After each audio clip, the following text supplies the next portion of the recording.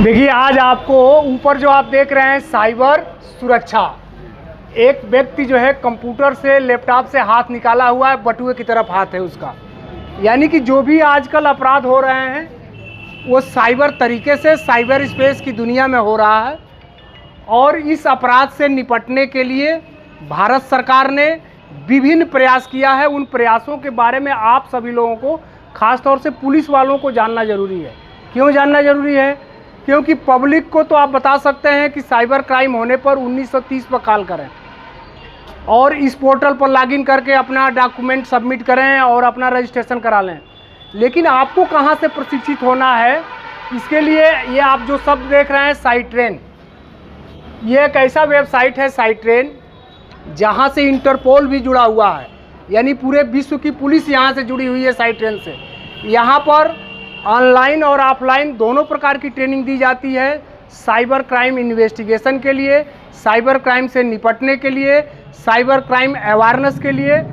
ये साइट आप जब खोलेंगे गूगल पर साइट्रेन तो इसी नाम से खुलेगा। ये नेशनल क्राइम रिकॉर्ड ब्यूरो यानी कि NCRB, जैसे आप सुनते होंगे ना कि ज़िले में DCRB होता है, स्टेट लेवल पर SCRB होता है, उसी तरह से नेशनल स्तर पर NCRB होता है। NCRB ने ये पोर्टल डेवलप किया, इसको इंटरपोल से कनेक्ट किया है। यहाँ पर ऑनलाइन और ऑफलाइन दोनों प्रकार के प्रशिक्षण होते हैं। 2023 में बहुत व्यापक पैमाने पर उत्तर प्रदेश पुलिस के सभी थानों पर, जहाँ पर साइबर सेल का गठन हुआ था, वहाँ एक इंस्पेक्टर, एक sub inspector, 2 head constable, 1 constable को हर थाने से 5-5 लोगों को मिनिमम ट्रेंड किया गया था, जिसका सर्टिफिकेट भी उसका प्राप्त हुआ। हम लोगों ने इसके 3-4 सर्टिफिकेट भी प्राप्त किए हैं।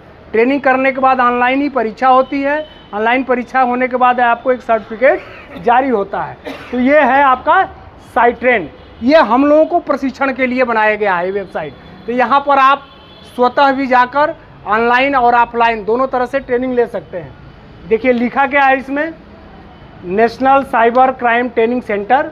यहाँ लिखा है aim of the project is capacity building focused on combating cyber crimes impact containment and investigation. माने साइबर क्राइम की विवेचना के लिए, रोकथाम के लिए क्या क्या उपाय आप कर सकते हैं, अपने स्तर से क्या काम करेंगे, उसी पर फोकस करके आपकी एक कैपेसिटी बिल्डिंग की जाती है। आपके अंदर एक जज्बा पैदा किया जाता है कि आप जो रियल लाइफ के क्राइम है उसी तरह से इस क्राइम को भी आप इन्वेस्टिगेट कर सकते हैं। तो ये आपका साइट्रेन हो गया। बाकी आप सबसे ऊपर जो देख रहे हैं राष्ट्रीय, यहाँ पर जो देख रहे हैं आप national cyber crime reporting portal, ये पोर्टल शॉर्ट में आप इसको कहें NCCRP के नाम से जानी जाती है।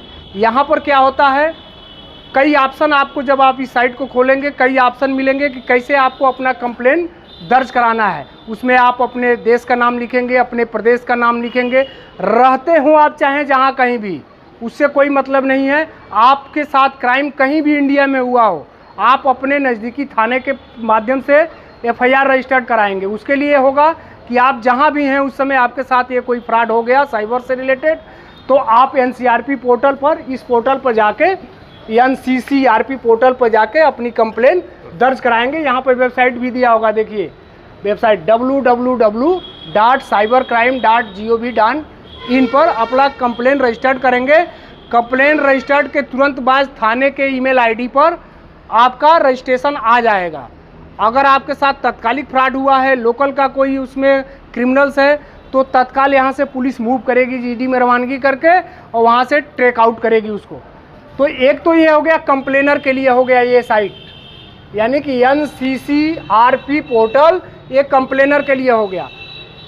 उसमें किस तरह से इन्वेस्टिगेशन प्रोसेस को करेंगे, यहाँ से हम पुलिस वालों को उसकी ट्रेनिंग मिलती है इस वेबसाइट से, इस पोर्टल से, साइट्रेन पोर्टल से। अब एक आ गया कि भारत सरकार ने साइबर दोस्ती 4C जारी किया है। इसका क्या मतलब है? 4C का मतलब होता है साइबर क्राइम कोऑर्डिनेशन सेंटर। 4 माने 4 बार C है, 4C का मतलब 4 टाइम्स C है।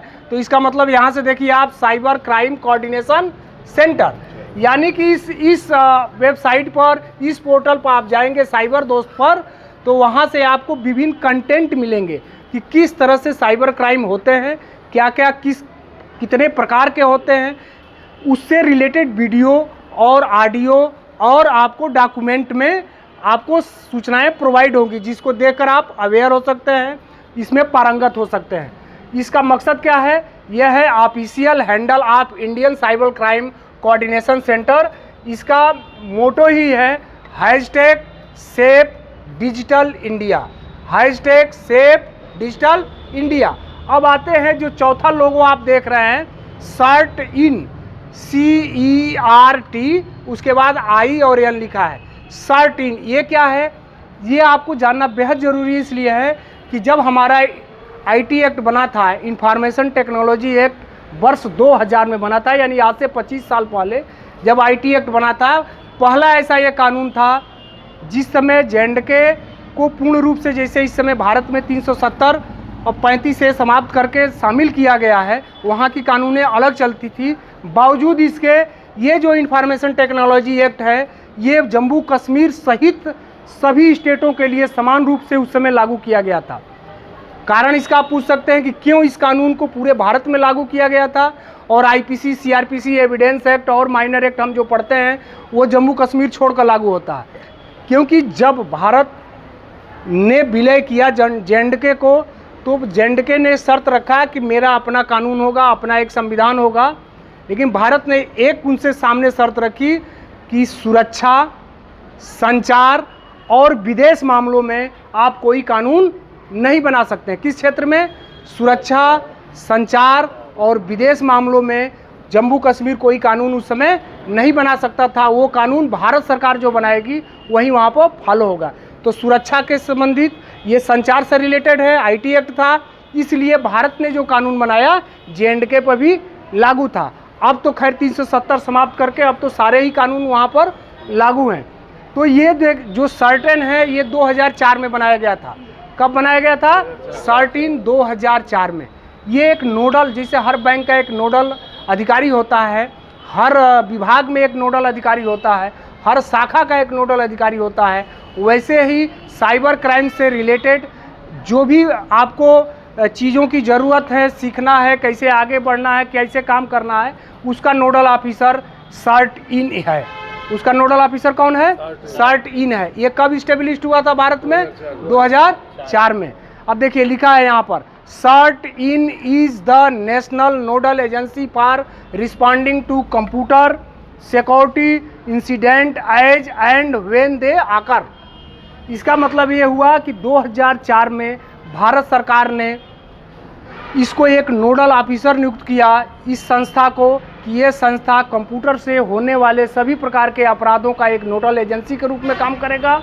और जब जिस डिपार्टमेंट को, जैसे पुलिस है, CBI है, IB है, इनको आवश्यकता कोई पड़ती है कि इंफॉर्मेशन टेक्नोलॉजी एक्ट के तहत हम कैसे काम करें, तो ये इसमें हमारी मदद करेगा।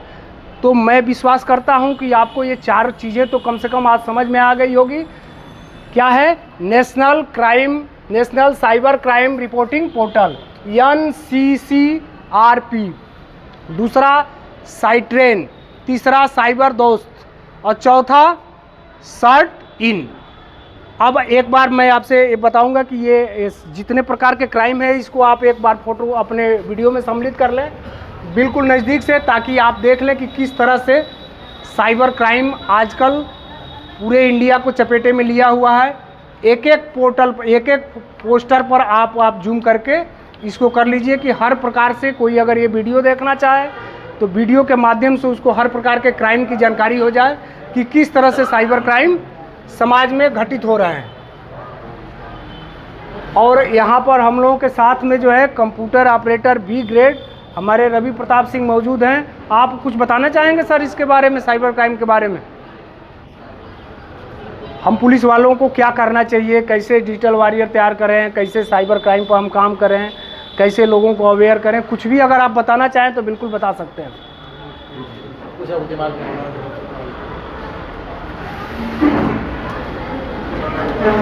साइट्रेन के बारे में बता सकते हैं? हाँ बताएं।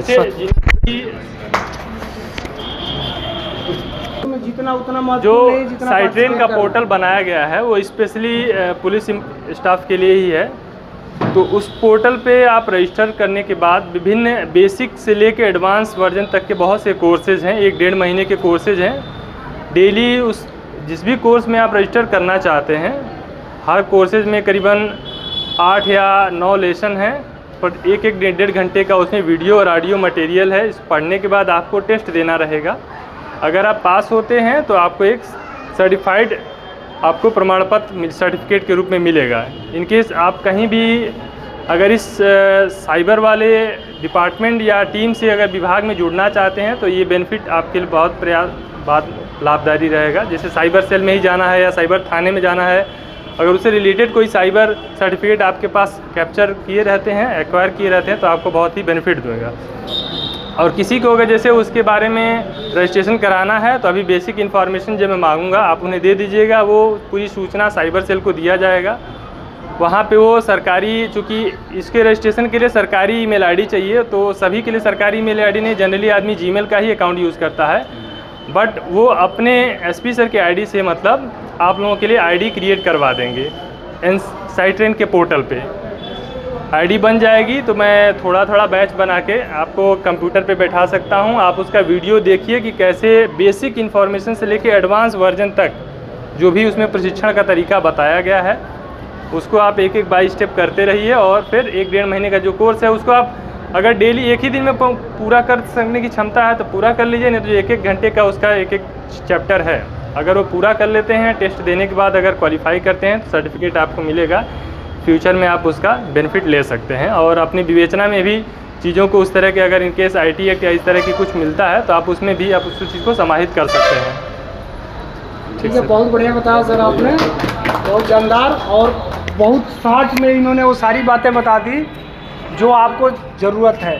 जैसे हम लोगों ने 2023 में इसके ज़रिए साइट्रेन के ज़रिए प्रमाण पत्र हासिल किया था, पढ़ के फिर एग्ज़ाम दिया गया और उसके सर्टिफिकेट हम लोगों को प्राप्त हुए। इसका क्या मतलब है? मकसद इसका यही है कि जब हम कभी न्यायालय में प्रोड्यूस होंगे किसी IT एक्ट के विवेचना में, तो अपोजिट का वकील अगर हमसे पूछता है कि आप किस मकसद, कैसे आप साइबर एक्सपर्ट हो गए कि साइबर की विवेचना आपने कर लिया, तो हमको बताना होगा कि हमने गाज़ियाबाद में इसकी ट्रेनिंग किया था, हमने जो जवाहर भवन है, टेक्निकल भवन यूपी कहा जाता है, वहाँ से हमने इसमें सर्टिफिकेट हासिल किया है, हमने साइट्रेन के माध्यम से इसमें प्रशिक्षण प्राप्त किया है, ये मेरे पास प्रमाण पत्र है। इस वजह से मैं इस इन्वेस्टिगेशन को कर रहा हूँ। दूसरी चीज़ कि IT एक्ट में प्रावधान है कि इसको इंस्पेक्टर एंड एबव ही इसका इन्वेस्टिगेशन करेंगे, तो वो मुझे एक कानूनन रूप से अधिकार मिला हुआ है कि मैं इंस्पेक्टर हूँ तो इसका इन्वेस्टिगेशन कर सकता हूँ। चौथी चीज़ कि हमारी टीम में जो लोग शामिल हैं ये सब साइट्रेन सर्टिफिकेट होल्डर हैं। तो आप जब प्रशिक्षण किए रहेंगे तो हमारे सह विवेचक के रूप में, हमारे हमराही के रूप में इन्वेस्टिगेशन जगह पर जाकर जो हम इन्वेस्टिगेट करेंगे तो आपके पास भी वो साइट्रेन का प्रमाण पत्र रहेगा। तो हमको कहीं भी एक बताने में हिचक नहीं होगी कि हमारी जो टीम है ये सर्टिफाइड टीम है, प्रशिक्षण शुदा टीम है। और इससे बच कोई नहीं सकता है, क्योंकि आने वाला समय इसी का क्राइम का समय है। तो हर आदमी को इस तरह की जानकारी और अपने अपने प्रमाण पत्र रखने पड़ेंगे प्रशिक्षण लेके।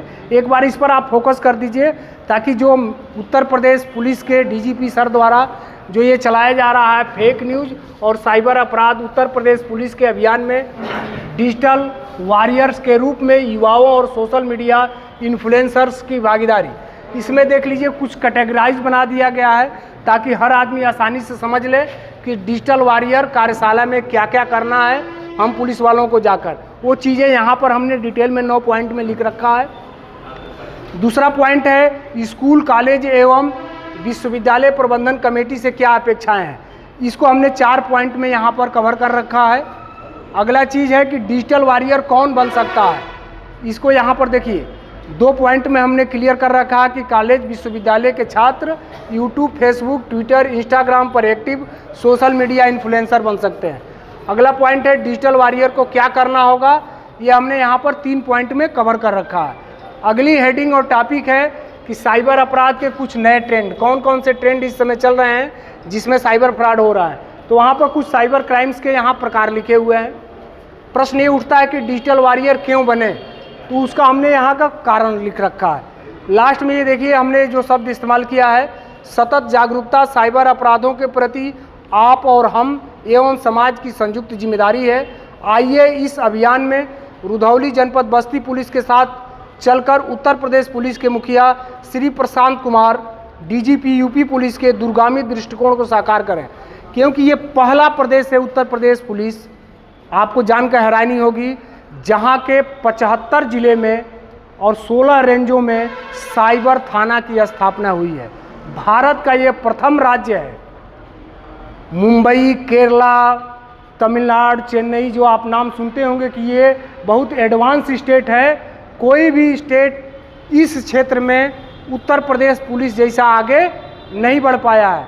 केवल उत्तर प्रदेश पुलिस ही अपने स्टेट के सभी जनपदों में एक साइबर थाना और सभी रेंज मंडल मुख्यालयों पर एक साइबर थाना का गठन कर दिया है। उत्तर प्रदेश पुलिस ही CCTNS के तहत FIR से लेके और इन्वेस्टिगेशन तक सारा काम ऑनलाइन कर रही है। किसी भी देश की पुलिस इतनी एडवांस तरीके से टेक्निकली रूप से न इन्वेस्टिगेशन कर रही है और न इतना टेक्निकली रूप से साइबर क्राइम पर काम कर रही है। तो निश्चित रूप से यह खुश होने का विषय है कि उत्तर प्रदेश पुलिस इसमें इनिशिएटिव लेकर और संसाधनों का जो भी सरकार द्वारा उपलब्ध कराए गए हैं उसी संसाधनों पर हम एक अच्छा आउटपुट दे रहे हैं। तो आप लोगों ने एक बार सभी को कैमरा घुमा दीजिए, सभी लोगों का चेहरा एक बार आ जाए इसमें। तो हम लोगों को ये खुश होने की बात है कि हम लोग इसमें बढ़िया काम कर रहे हैं। ज़रूरत इस चीज़ का है कि बदलते ज़माने के समय जो इस समय चल रहा है, जिस तरह से रियल क्राइम साइबर क्राइम में चेंज हो रहे हैं, हर क्राइम के पीछे कहीं ना कहीं साइबर स्पेस जुड़ा हुआ है। इंटरनेट, कंप्यूटर, CCTV, कुछ भी चीज़ ऐसी जुड़ी हुई है जो रियल क्राइम में भी ये मदद करेगा, साइबर क्राइम के अलावा भी। तो इसमें हम लोगों का पारंगत होना ज़रूरी है। पारंगत का मीन्स हमको बदलते समय के साथ साथ एक्टिव होना ज़रूरी है। क्या क्या टेक्निक आ रही हैं, क्या क्या टेक्नोलॉजी आ रही है, उसके बारे में हमको थोड़ा सा अवेयर रहेंगे तो हम बहुत कुछ अच्छा करेंगे। आप सभी लोगों को बहुत बहुत धन्यवाद।